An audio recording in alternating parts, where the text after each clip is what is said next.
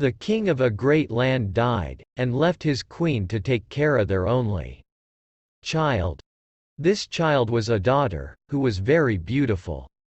And her mother loved her dearly, and was very kind to her. And there was a good fairy too, who was fond of the princess, and helped her mother to watch over her.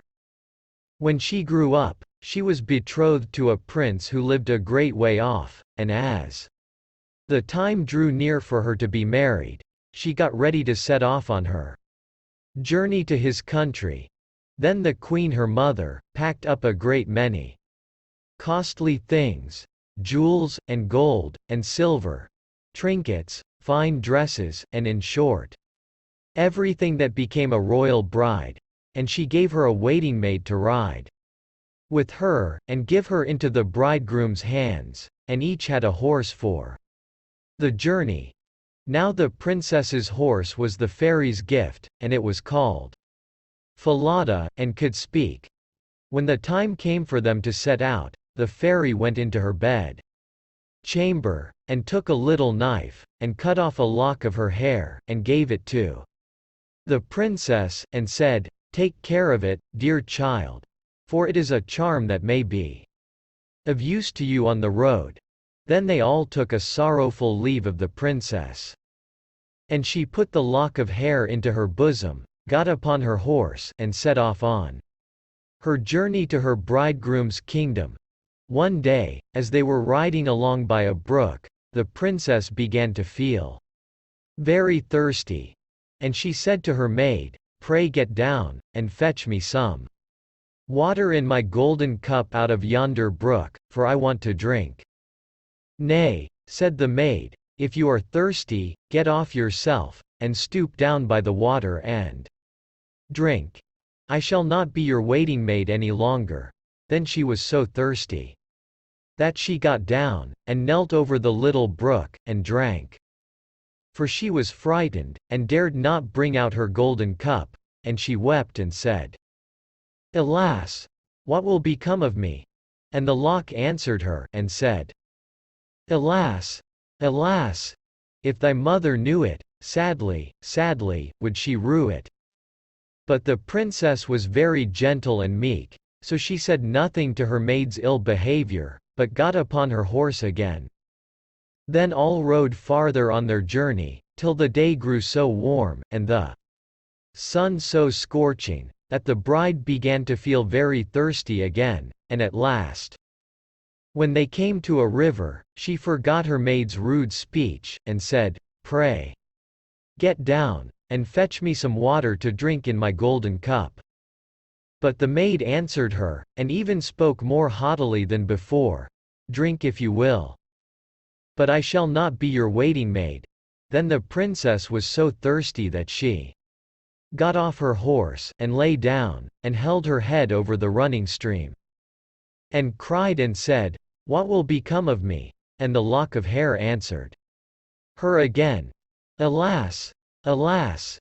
If thy mother knew it, sadly, sadly, would she rue it."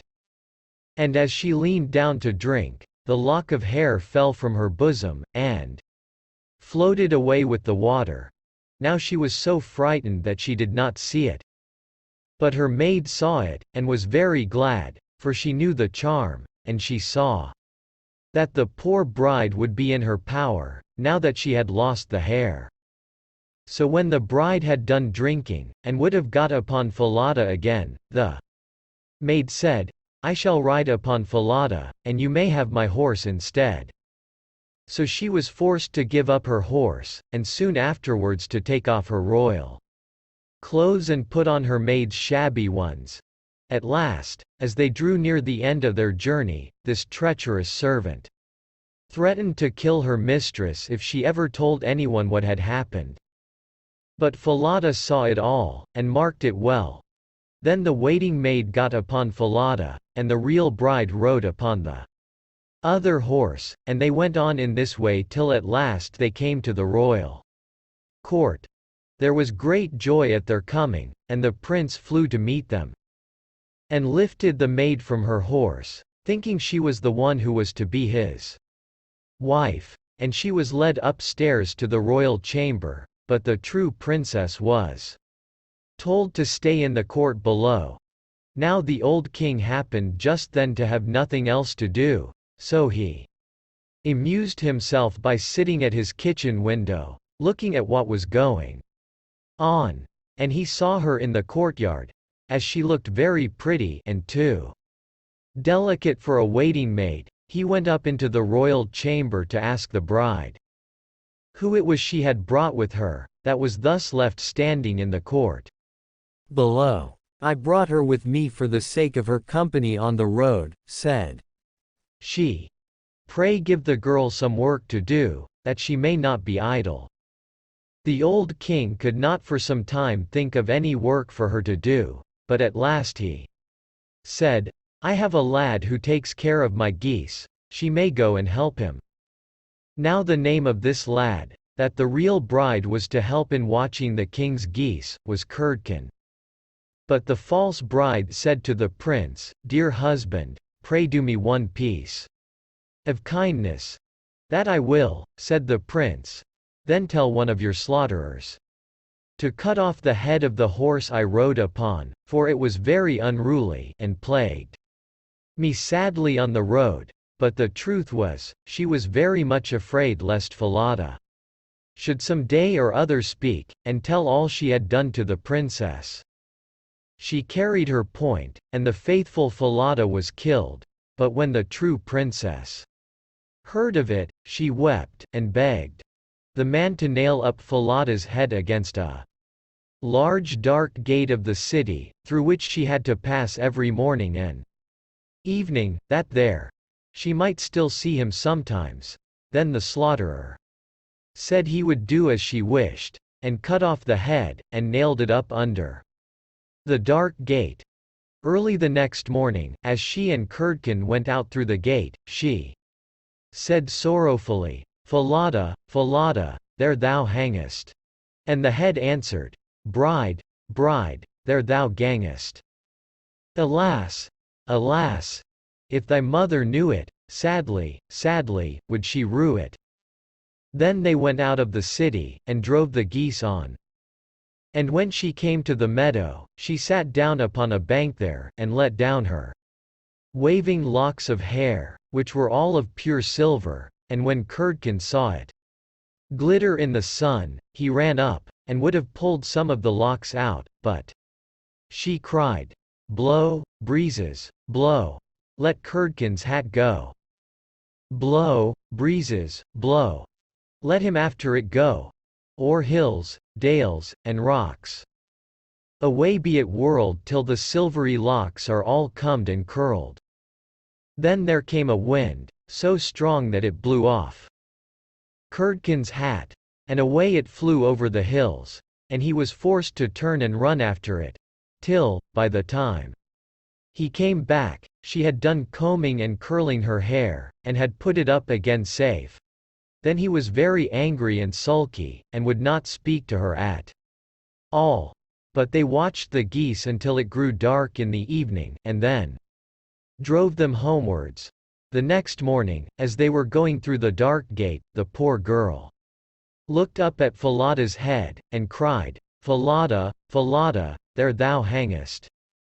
And the head answered, "Bride, bride, there thou gangest.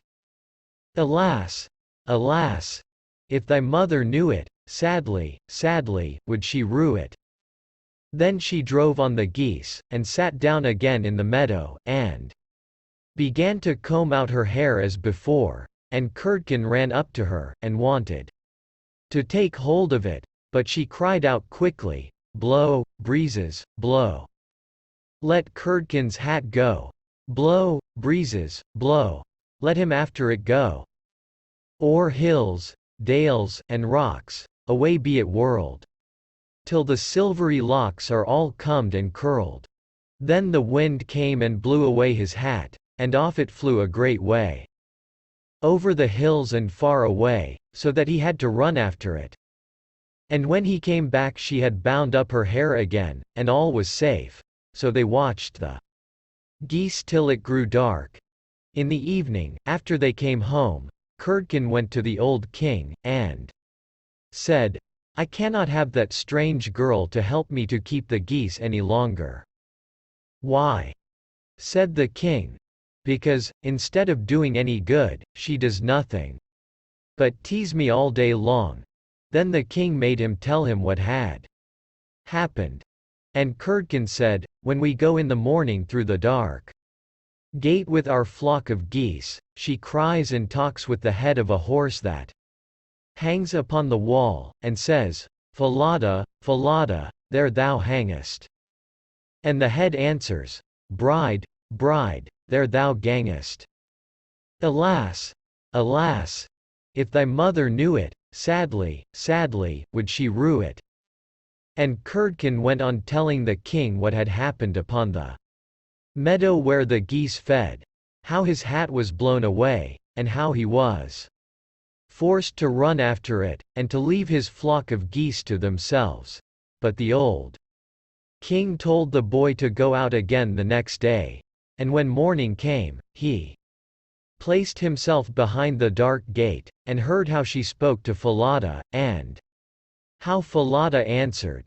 Then he went into the field, and hid himself in a bush by the meadow's side, and he soon saw with his own eyes how they drove the flock of geese, and how, after a little time, she let down her hair that glittered in the sun, and then he heard her say, "Blow, breezes, blow. Let Curdken's hat go. Blow, breezes, blow. Let him after it go. O'er hills, dales, and rocks, away be it whirled, till the silvery locks are all combed and curled." And soon came a gale of wind, and carried away Curdken's hat, and away went Curdken after it, while the girl went on combing and curling her hair. All this the old king saw. So he went home without being seen, and when the little goose girl came back in the evening, he called her aside, and asked her why she did so. But she burst into tears, and said, "That I must not tell you or any man, or I shall lose my life." But the old king begged so hard, that she had no peace till she had told him all the tale, from beginning to end, word for word. And it was very lucky for her that she did so, for when she had done, the king ordered royal clothes to be put upon her, and gazed on her with wonder, she was so beautiful. Then he called his son and told him that he had only a false bride, for that she was merely a waiting maid, while the true bride stood by. And the young king rejoiced when he saw her beauty, and heard how meek and patient she had been. And without saying anything to the false bride, the king ordered a great feast to be got ready for all his court. The bridegroom sat at the top, with the false princess on one side, and the true one on the other, but nobody knew her again, for her beauty was quite dazzling to their eyes, and she did not seem at all like the little goose girl, now that she had her brilliant dress on. When they had eaten and drank, and were very merry, the old king said he would tell them a tale. So he began, and told all the story of the princess, as if it was one that he had once heard, and he asked the true waiting maid what she thought ought to be done to anyone who would behave thus.